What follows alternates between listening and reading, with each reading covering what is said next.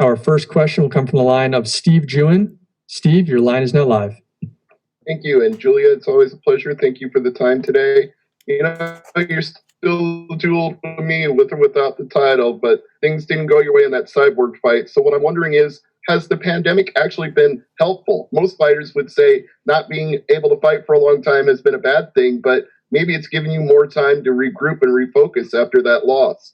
Yeah, I mean, I think that there's definitely, it's been interesting times, but it hasn't slowed me down in my training, and it's just been, what the world is kind of, it's been interesting. But my training partner is Lance Gibson Jr. My coach is my husband, so we have a small bubble that we're already together all the time, anyways. So it wasn't that difficult to navigate it. Very true. And Jessie was on the line with us earlier, and she said that she's from Team Underdog, so it kind of fits for her to always be the underdog in every fight. But do you see yourself being the spoiler to her being a spoiler? No, I just see myself being victorious on Friday night. I'm excited to go out there and put on a show. And you know what? I never underestimate anyone. So I'm ready for this fight, and I'm excited to be back doing what I love. Absolutely, and we're excited to see it. My last question for you is, you already mentioned being in that small bubble with your husband as your training partner, but have you brought in anybody else for this camp to help you work with the style that Jessie presents?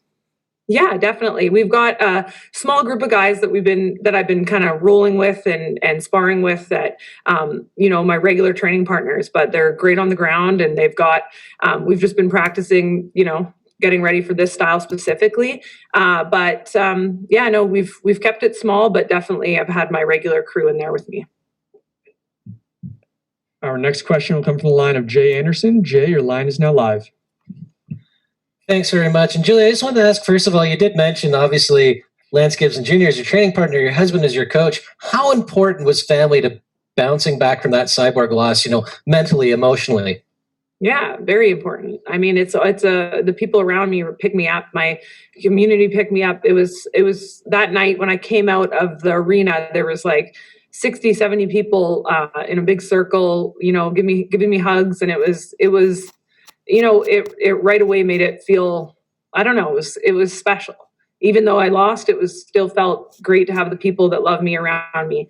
And I think that's important for athletes, to have people around them that believe in them and, just have their back regardless of win or losses. Was there any hesitancy on your part going to the U.S. to fight right now, given how worse the States has been hit compared to Canada by the coronavirus? No, I knew Bellator was doing an amazing job. We got sent packets of kind of what the protocols were going to be, and it just felt like, and even since I've been here, it's just so professional, and I feel safe here. So they're doing a really amazing job, and yeah, I'm confident I come back and fight here during this time over and over again if we have to. And last one for me. As a former champ, obviously the goal is to get back to the title, potentially get back to Cyborg if she still holds it. How far as a former champion do you think you'll have to go for that? Like 1 fight, 2 fight? What do you think the possibilities are? I don't make those calls. I got to go out there on Friday and make a statement of who I am and why I belong right back in there. All right, our next question comes from the line of Giancarlo Alino. Giancarlo, your line is now live. Hi, Julia. As mentioned there, this is going to be your first fight since the loss of Cyborg. Before that, you hadn't lost a fight in 9 years. So what did you learn from that? Like, what were some of the takeaways from that loss that you feel helped you as a professional?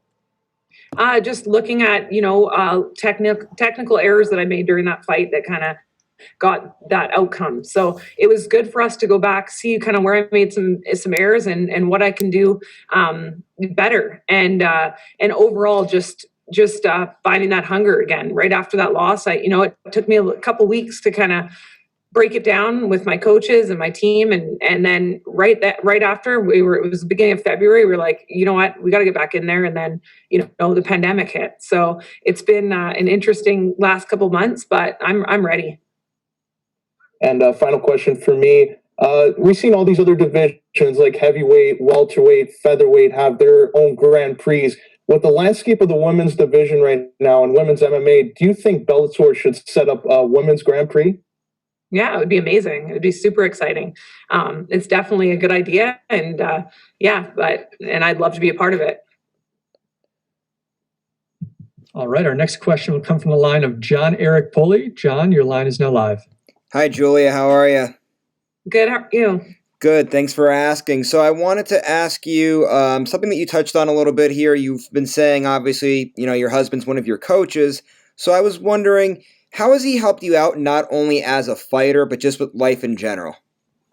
Oh, well, he fought back in the day. He's a warrior. So he's been there throughout my entire career, kickboxing and MMA. And I mean, we're partners in life, but also in the cage and business and everything. So definitely he's helped me out in every area. And then we don't see a lot of people in general fighting into their late 30s, and especially not at the level that you are. What's the secret to longevity in the sport? I just staying ready. I think that it's not taking big breaks off in between fights, healthy nutrition, diet, staying mentally, physically, emotionally strong throughout life. It's just, I remember earlier on my career, I took longer breaks off and would go up in weight and kind of not be as healthy in between camps. And as I got older, I realized, I got to take care of injuries. I got to make sure that I, cover every base. So that's one of the tricks. Our next question will come from the line of Arkady Sakovsky. Arkady, your line is now live. Hi, Julia. Great to speak to you again. It's been a while from Untitled Channel in Israel. How are you? Hello. I wanted to ask you, how eager are you to get the rematch against Chris Cyborg? Hypothetically speaking, maybe she will lose the belt. Excuse me for cutting you. Maybe she will lose the belt, and there will be a chance to fight for the belt or fight against Cyborg, a rematch. What will be your pick? That's the follow-up. I'm excited. I mean, the thing is though, is that I'm focused on my fight Friday night. So I gotta go out there and make a statement on Friday night before I even look at that. So right now I'm not really focused on that, but of course, being champion is my ultimate goal. So being champion again. So but Friday night's what's important, and that opponent's what's important right now. So that's who I'm focused on. Thank you, Julia, and I wish you good luck on Friday. Thank you. All right, our next question is going to come from the line of Kevin Shajan. Kevin, your line is now live. Hey, Julia, looking back through your career, you've only had 3 losses, and, those 3 losses have been to Ronda Rousey, Amanda Nunes, and recently Chris Cyborg. When you look at those 3 women have been known to be one of the greatest fighters in the women's division. Ronda Rousey being a trailblazer, Amanda Nunes being considered right now one of the GOATs. Looking back at that, knowing that, you only lost to the best of the best, does that give you motivation? Hey, if I can only lose to the best of the best, that's how close I am to the top. I don't want to lose to the best of the best. That is something, none of those losses are something that sit well with me, because losing sucks and I don't want to lose. So when they drive me, those failures drive me to be a better mixed martial artist and to become better. But none of those, I'm not happy with any of those losses on my record. So they motivate me, and All right, with the motivation going on, like we saw, one of the previous journalists said before me, no one sees fighters fighting into their late 30s. How many fights do you think you got, in your system before you got it? You say, you know what, it's time for me to ride off into the sunset.